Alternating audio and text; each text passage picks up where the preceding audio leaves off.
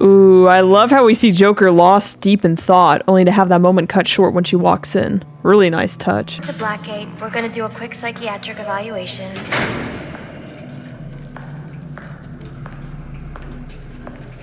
Bad day, huh? Cops in this city.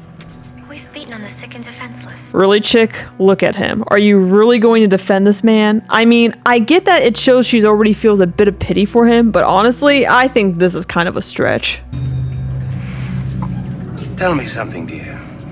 Have you ever had a really bad day? He said the thing! He said the thing! And what do you mean by that? You of all people should know.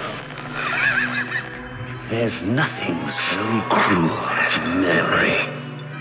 The pointy biting to a thunderbolts, unwanted party crashers screaming through your synapses. Inescapable, unrelenting, not at all friendly. I really like the setting and atmosphere in this scene, why Joker explains the meaning behind his words. It's very well done. Him being on stage makes perfect sense since he sees the world that way, with the audience full of nut jobs, because that's probably how he views pretty much everyone. I also love the mannequins with TV screens on their head. It feels like a nice callback to Arkham Asylum. At least that's what I think they were going for here. You can't even escape into madness. And then you meet someone who changes your life. Like the quick detail, it says we're in a comedy club. And you feel that you don't even know who you are anymore. Who is this guy? Isn't it funny how one little encounter can cleave off little pieces of your past, deform your memories and persona until you rethink your whole identity? And as you realize how foolish it all is, your laughter reverberates off the walls of your own emptiness.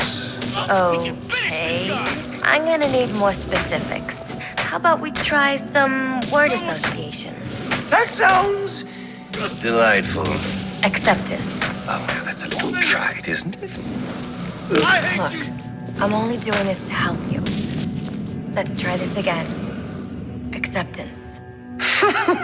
My favorite stage. It's incredibly interesting to hear what's going on inside Joker's mind as we play as him. I think they did this to put his chaotic, brutal nature on full display, while also giving us a deeper understanding of his past. It's a standout moment, one I find extremely memorable in this game, and honestly, Troy Baker's performance here is award-worthy, especially when paired with Tara Strong's Harleen Quinzel. The two of them together, absolutely chef's kiss for the whole scene. This little brushing off the clothes animation is the exact same one Bruce uses in Arkham City.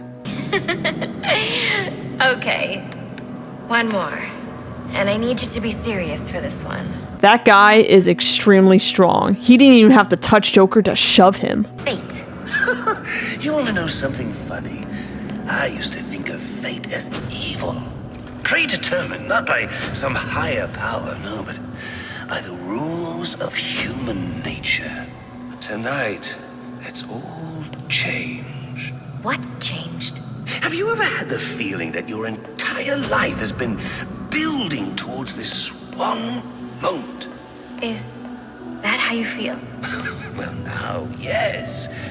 Now I realize that all the battles, the bad days, the brutalities, it was all the hand of fate. There's just so much thought-provoking material to dive into here. It almost makes you stop and reflect on your own life.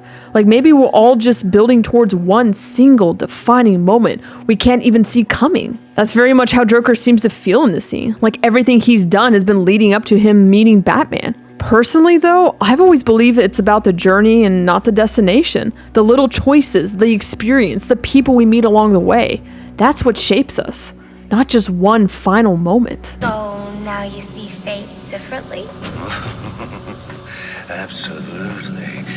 Now I understand. There are no chance encounters. It was all meant to be. Everything leading up to who I've met tonight. So you've met someone special?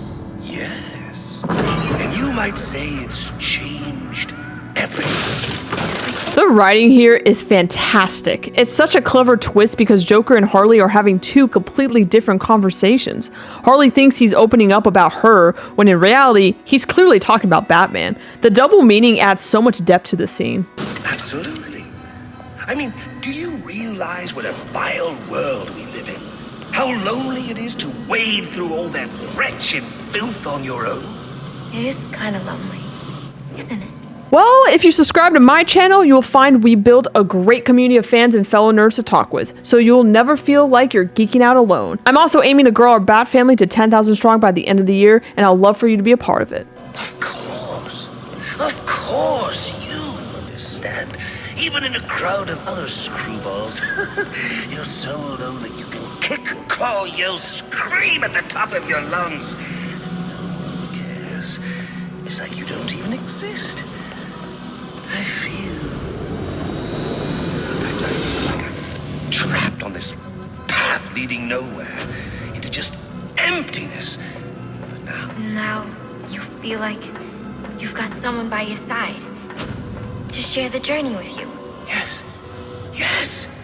And this person has shown me an exit ramp on this road to madness. A way to a far more interesting place. Wow, that's not the right line. I forgot just how amazing the environment and level design are in this part. They really went all out, and I'm glad they did because it perfectly sells Joker's realization of his obsession with Batman. I honestly didn't even remember the card throwing in the scene, but it's such a cool detail, almost like a twisted mimic of Batman's batarang. Even the animation style is different from how Batman throws. And how does that make you feel?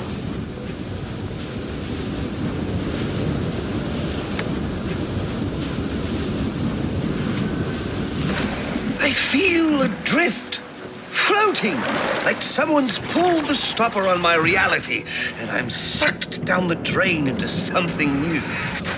It's all very exciting, really. I bet a lot of you thought this was just a heart they were showing, but if you stop and really take a long look, it actually resembles a baby in the womb, with the feet above and the head below. I think that was intentional, symbolizing Joker's being reborn through his connection with Batman. It's like they were showing us that this meeting didn't just change his life, it created a whole new version of himself. You wouldn't know what that feels like, I'm sure.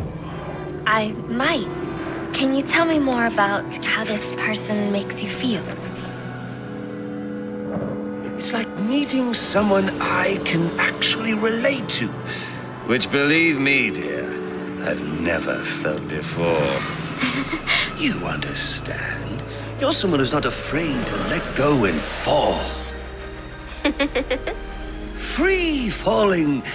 And I didn't pack a chute. Honestly, I can totally relate to this. Meeting people who connect with you in more ways than one. Sometimes you have to let go of fear and be open to try new things if you really want to get to know them better. And I'm not just talking about dating, but even simple friendships. It can be tough, but every once in a while you just need to take that leap of faith. Though I still recommend a parachute to be on the safe side, unlike Joker. Do you know what I mean? Yes. Yes, I do. I figured you would. So, may I ask, who is this person? Oh, someone very, very special. But whose real name I don't even know yet. My name's Holleen. Holleen Quinzel. What a pretty name. Do your friends call you Holly? Oh, I don't have a lot of friends. Well, Holly, you got one now.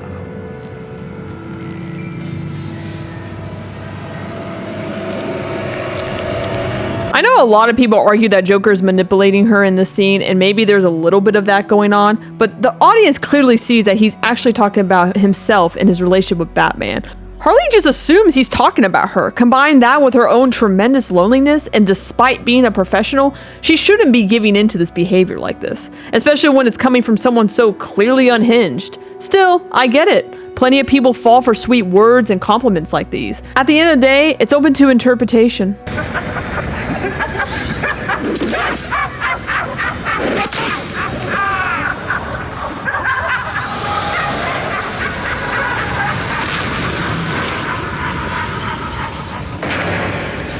I like how we're watching Batman silently processing everything he just witnessed with Joker. No words, just the echo of Joker's laughter filling his head. It really speaks volumes about how he wishes things had turned out differently in that scene, maybe even better. It's a powerful character moment that I think a lot of people tend to brush off here. Why would you do that? Newsflash, I'm the one who's trying to kill you.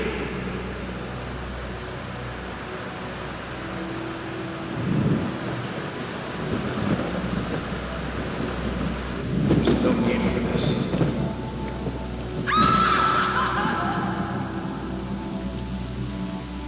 The worst kind of criminal.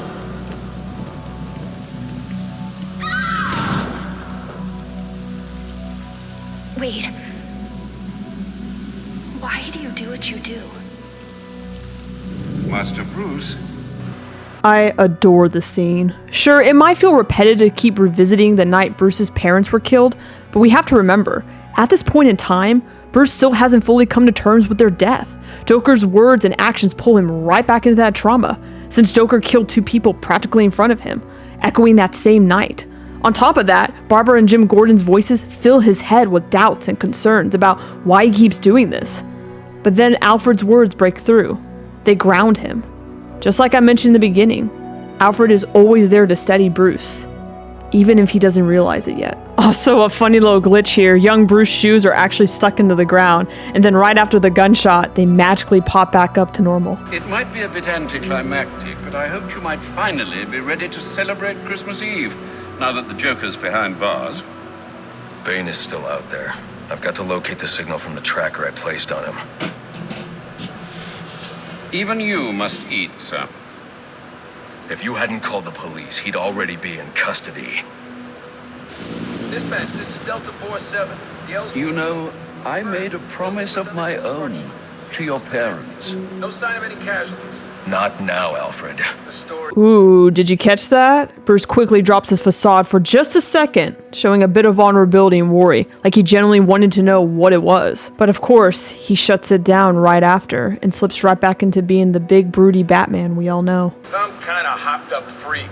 Must have been 400 pounds of muscle. Took 6 cops to gun that bastard down. Yeah, I saw the body in the morgue. Couldn't believe it. Sounds like this could be Bane or one of his men. If I hurry to the GCPD morgue, I can inspect the body and the autopsy report. Well, before you leave, I've run some tests on the compound you found at the steel mill. Looks like a match for your globular projectile for non-lethal restraint. You mean the glue grenade? Indeed.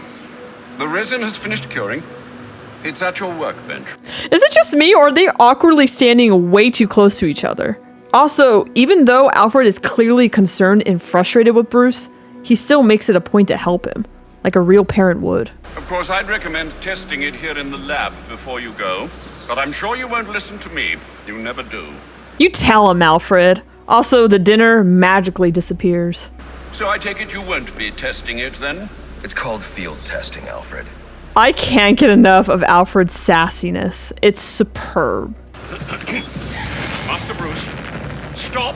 Master Bruce! Bruce, I will not in good conscience allow you to go. You're outmatched by these assassins. What? You're not some hardened vigilante. You're a young man with a trust fund and too much anger. You're in over your head, and I don't want this to be your end. Alfred, who do you see when you look at me? The boy whose shoes you used to tie every morning? The teenager you drove to his first date? While you are here every night, I am out there. The only thing between the innocent and the predator. You may be. No, not may be. I am. When the mugger or the thief stops to think twice, that is fear. That is what I am. That is why they hired assassins, because I am the reason the criminals breathe easier when the sun rises. So no, Alfred, I am not in over my head. Tonight will not be my end, but it will be theirs.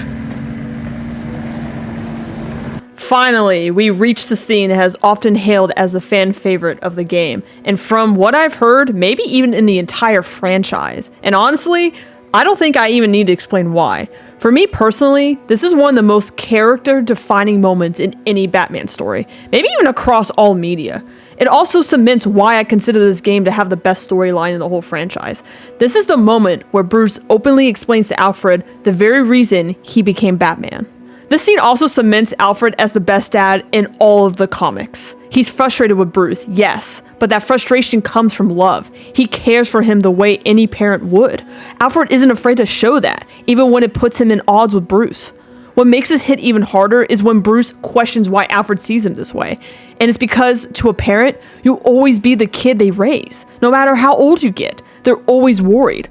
I know when I have kids someday, I'll probably always see them as the babies I raise and never stop worrying either. That's why I completely understand Alfred's side here. But what makes Alfred so great is that he also takes a step back and recognizes what Bruce needs to let him walk his path as Batman. It's that balance of parental love and acceptance that makes Alfred one of the greatest father figures in all of media. I have to give major kudos to Martin Jarvis and Roger Craig Smith for this scene. The way they bounce off each other is just perfect. I actually saw an interview from when this game first released back in 2013 where they mentioned recording most of their lines together, and you can really tell here. Their chemistry between them makes this moment land even harder. I could gush about the scene all day, but we'll be here forever. We all know why it stands out. It's such a powerful, character-defining moment for both Bruce and Alfred's relationship. And once again, it's scenes like this that reminds me why I truly believe this is the best story in the entire Arkham franchise. And I cannot wait to hear your thoughts about it in the comments below. I trust you realize you can't just waltz into the GCPD after everything that's happened there tonight. I know I can't do that. I'll have to find a way in that'll avoid detection. Indeed. Look, I'm sorry about what I said before you left. I hope you understand. It's just because... It's okay. I understand. Because he loves you, Bruce. Come on, let him say it. I'll admit, I get a little teary-eyed hearing this tender moment from Alfred. It's so perfectly in character for him. I've seen a lot of people online saying they wish this scene didn't happen because it would have made saving Alfred's life hit even harder. But I have to disagree. Sure, that would have worked, but it's not in Alfred's character to hold a grudge or wait to say how he feels later on. He always been the type to speak from the heart. I was raised to always tell your family I love you before they leave, because you never know if it might be the last time you see them. And I like to think that's what Alfred is doing here. And to me, it really drives home that Bruce shouldn't take Alfred for granted. What was I thinking working on Christmas Eve? I should be at home in bed with a sandwich, a beer, and my girl. I love these moments when the henchmen suddenly stop and realize, wait, why the hell am I even doing this? Think they work for one of the assassins, a guy named Bane, the one who tried to take out Joker. What do they look like? Rough? Prison tats, actions, not from around here, that's for sure. They taking over turf? Not from what I've seen. Mostly asking about the bat. Have we seen him? Where can they find him? You know, stuff like that. So they're helping Bane get the bounty. After what happened earlier, I don't think Bane gives a crap about the money. Whatever his beef is with the bat, it's personal. Really interesting story beat here. The henchman points out that Bane isn't in it for the money at all. What he really wants is Batman dead. And we even hear it straight from Bane himself. I've long waited for this moment. With your death, I will find peace. That line alone tells you everything about his obsession. So you're saying Black Mask ain't dead? Nope. And he ain't the one who killed Loeb? Nope. And he ain't in control of his gang no more? Nope. And some new guy in town took his gang over and did all that stuff? Yup. And that's the guy who was trying to blow up the station? Yup. And he's in Blackgate now? Yup. So who's in control of Black Mask's gang? You ever shut up? Nope. I forgot about this dialogue. It's simple, yet clever. I like how with the glue grenade that looks like a sheet over his head on the scanner, he's like a spooky ghost. Ooh, what the hell am I doing? The victim was dosed with a chemical that caused temporary deformation of his physiology. I'll need to check the autopsy report to find out more. Interesting. The victim was using a powerful compound with many similarities to the street drug Venom at the time of his death. It changes the user's muscle and bone structure, greatly enhancing strength for a temporary period. It appears that whatever this compound is, it reduces mental capacity in several ways, including severe damage to the brain's memory center. Prolonged use could seriously compromise the user's memory. I remember first playing this and thinking it was oddly specific to mention brain damage here. It immediately got the ball rolling in my head that this detail was definitely going to come back later. Otherwise, why would they bring it up right now? I've always loved this little mistake. This is clearly the same photo of Cash's family we see later in Asylum and City, which is set 10 years after this. Judging by his kids' ages in this picture, they shouldn't even be born yet. It would have been fun to get a small cameo from Cash in this game, maybe as a rookie, but it makes sense that he's not included since he plays such a big role in Arkham Knight. Plus, they probably wanted Harvey to shine a bit in this game anyway. Where is Bird? Should he not be here helping? This is a critical time. Bane gave him other orders. Concern yourself only with the orders Bane has given to you. Very well. Do you think he will pick many more volunteers for the trials? I cannot say. Are you on the list? I am third in line. Good luck to you, mi hermano. Hopefully the formula will be perfected by the time it comes to you. My life is Bane's to command. It will be an honor to lay it down for his cause. Then I pray you do not freeze before you get your chance. Damn this city. There's a lot to unpack here. The fact that he has men willing to lay down their lives for this so-called cause shows he's got way more loyal followers than we might have thought. And then, on top of that, he's experimenting on them just to perfect the formula for himself. Absolutely barbaric. Yet I still have that whisper in my heart telling me I can still change him for the better. A girl can dream. Oh my gosh. How? This might be the worst glitch I've seen in the whole series. Like, how does he even get to that point? This man literally turns into Clayface and he's stuck in the wall. Project TN1. Looks like Bane's experimenting with a new form of venom. Whatever it is, it must be what caused the physiological changes I saw in the corpse back at the GCPD. Some of this research is dedicated to overcoming his own addiction and dependency on venom. He can't survive without it. Impressive work, but it looks like Bane hasn't found a way to counter the damaging side effects this compound has on the brain's memory centers. Once again, they really show the brains behind Bane here. He's not just some brute force. He's clearly trying to find a way to overcome his addiction and counter the side effects of TN1. It's such great writing for Bane's character, and honestly, I think a lot of people tend to overlook this in this game.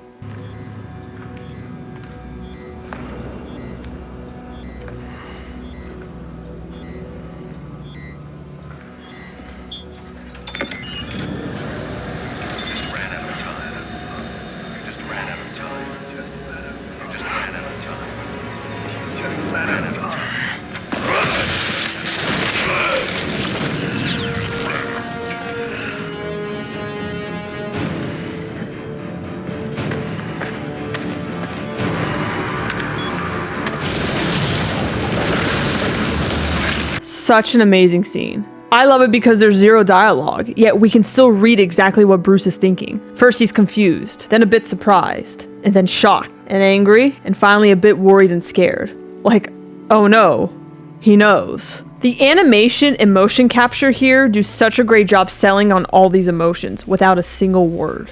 Bane knows who I am. You're not safe at Wayne Manor. Got it. I'll call the police. No, I can't risk them discovering my identity as well. Just secure yourself in the Batcave. What are you going to do? I'm on my way to you. I'll figure something out. I need to get back to the Batcave, and quickly.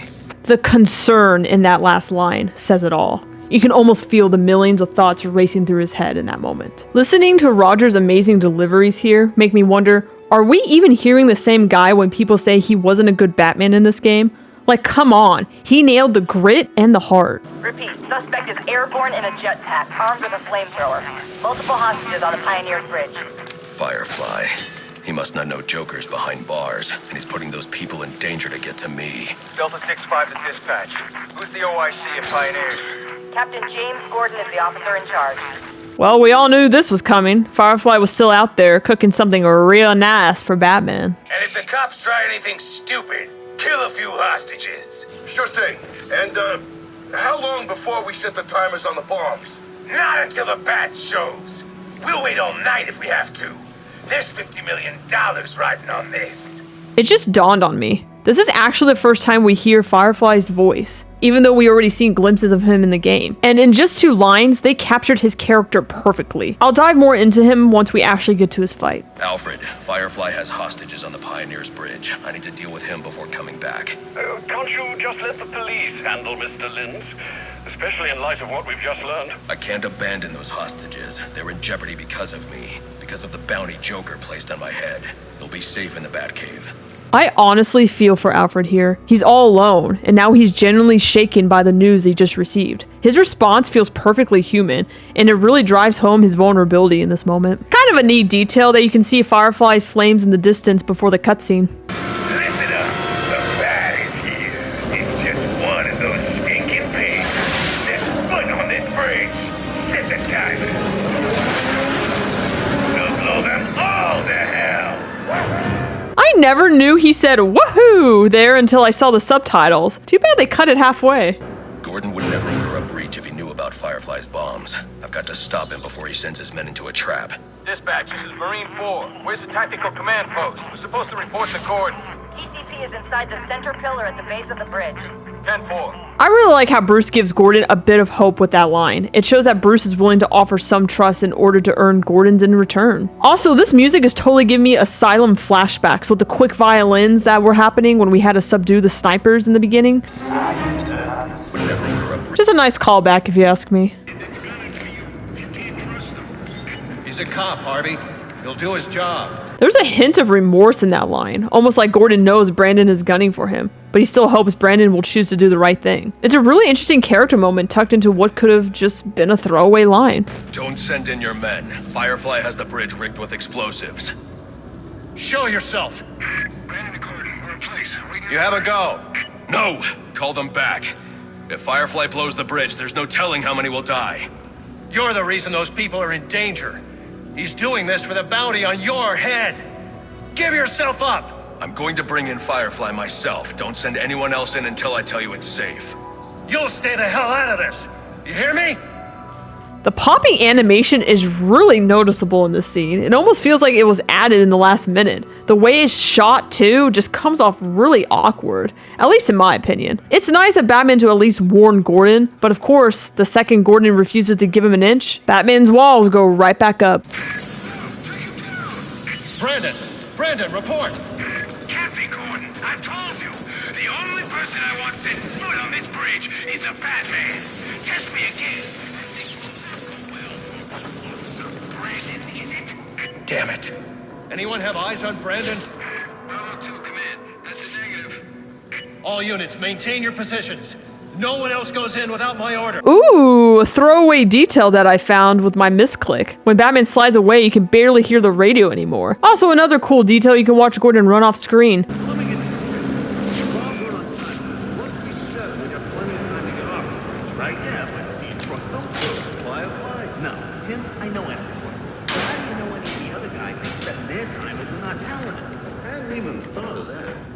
Wow, some of these henchmen actually make really good points. Stuff you really don't even think about until they bring it up. So, what are you gonna do with your share? Me?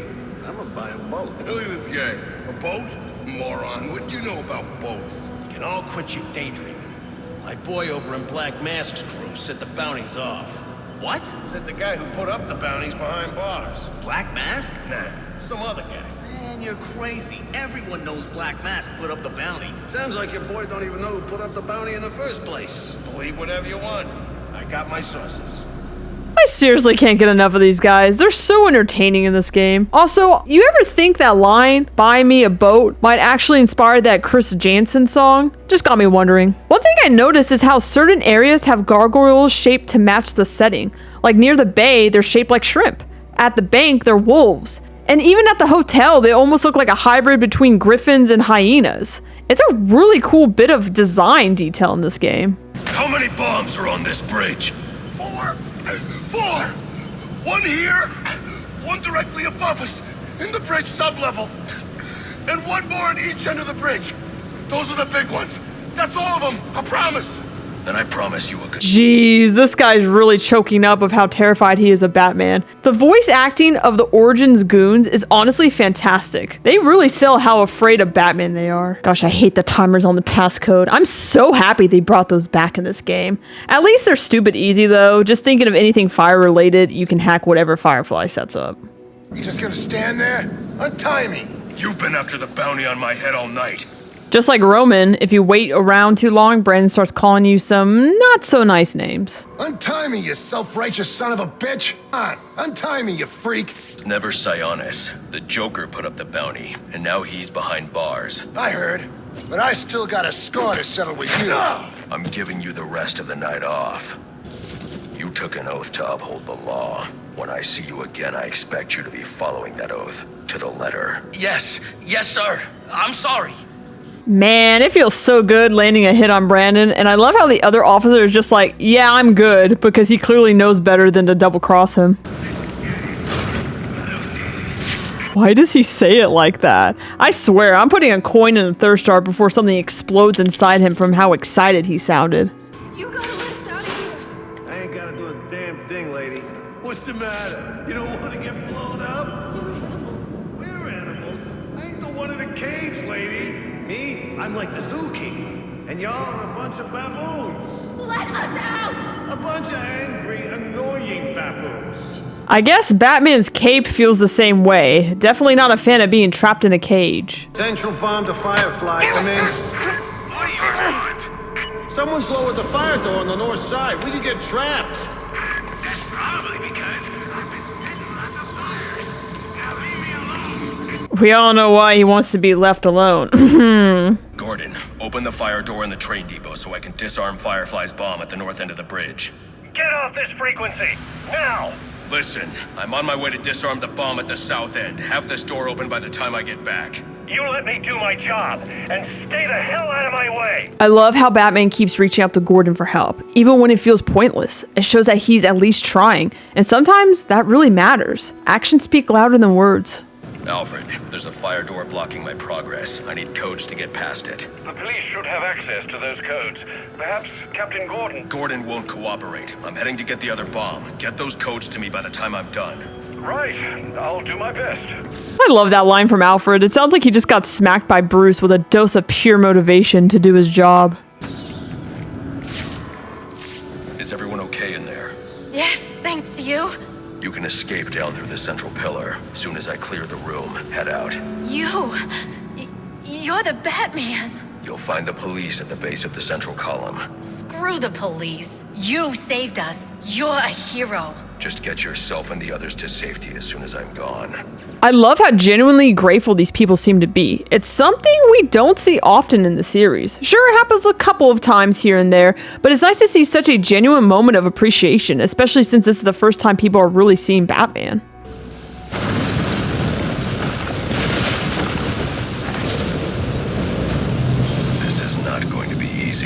I've always loved this part when I was replaying this as a kid. I thought it was such a creative section, climbing through the rubble, trying not to get burned. It's tense, but really clever. Just once again with some great level design. Wait a minute, there's someone moving around down there. Possible Batman spot, tracking target. Negative, stay to your assigned patrol. If Firefly spots your target, he can set off his bombs. Roger that. You just know that guy was trying to capture Batman for the Vine.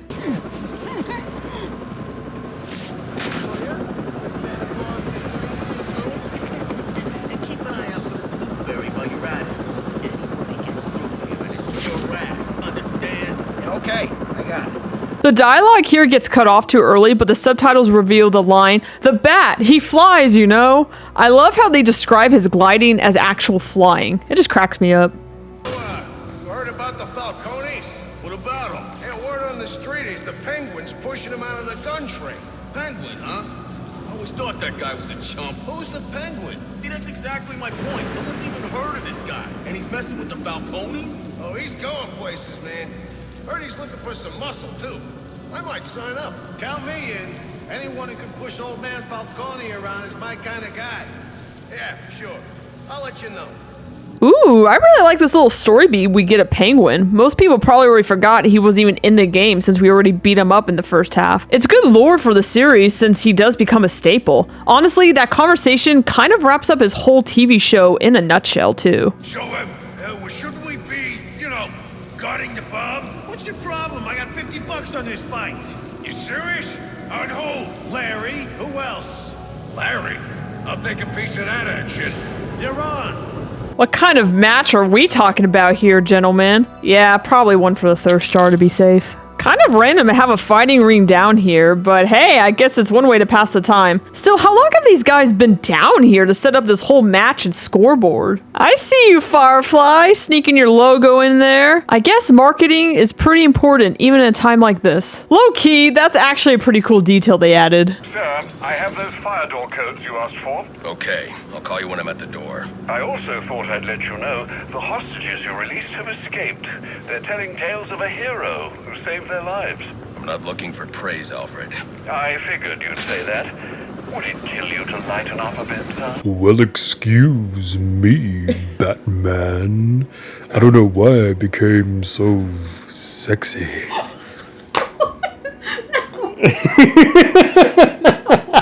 wasn't a cop. And who was it? It's gotta be the Bat. You say the back knocked these guys out, defuse these bombs and release the hostages? Impossible, it's only one guy. And from what I hear, he's got the strength of 10 men. Please, don't give me that baloney. He's only one guy, and there's no way one guy could have done all this. I love how the rumors about Batman are already spreading through the henchmen. You know, Firefly, you have like the perfect shot of Batman, yet instead you just hover over there and watch. Clearly, I think your brain is fried. You wanna die? In the quick, incinerating flash of an explosion? Or nice, slow burn? The Joker's behind bars. There's no more prize money. You can give up now or I can make you surrender. Your choice. Don't hate me, Batman. I just wanna melt your face. I don't think I've ever heard that line before. That's amazing. And the best part is you could just stand there as long as you want and he'll keep repeating it to you.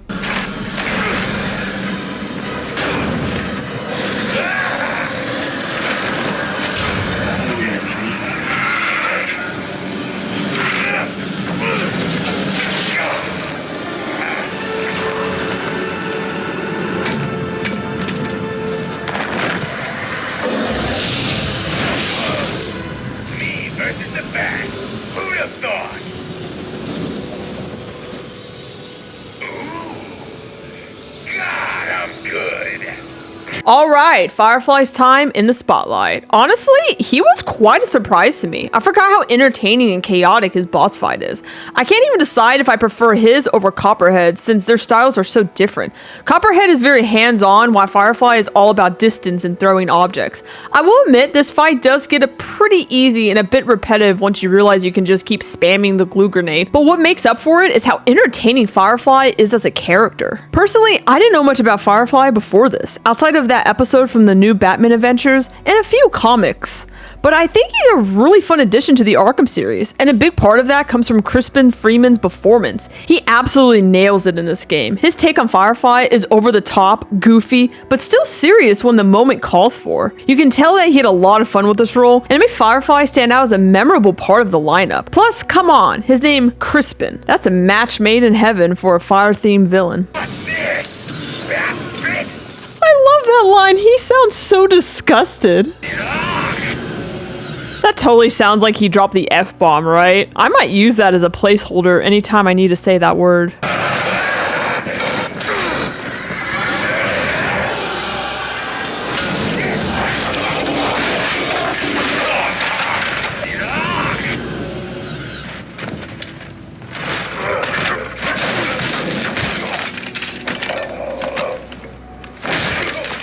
You need a new hobby. I love this quick view of Firefly's face. We finally get a glimpse of just how scarred he is. Remember, Batman mentioned early on that 90% of his body is covered in burns, and this shot gives us just enough to imagine the rest. I actually like they didn't fully show it, because it lets the player's imagination fill in the blanks. He did it. You mean the Bat? Don't give him too much credit. It's always nice to see Harvey again. Some people say he only shows up in a couple of scenes, but he actually pops in a bit more than you might remember.